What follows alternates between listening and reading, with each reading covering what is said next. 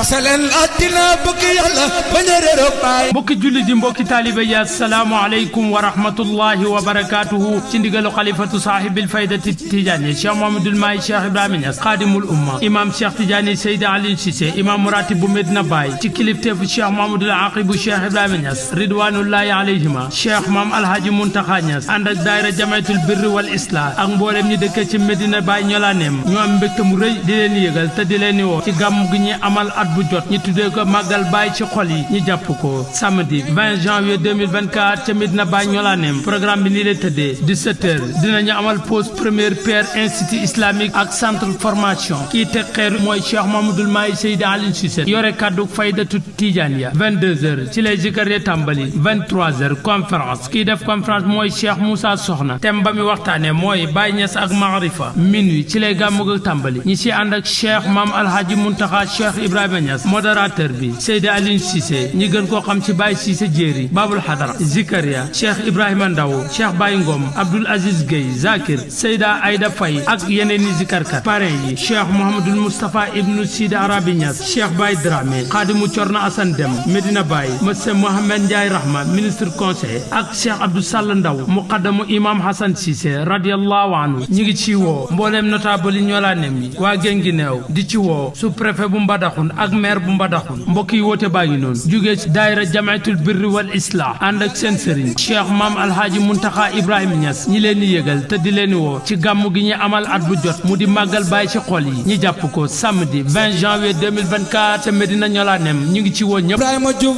sim na kuy bay ci di ba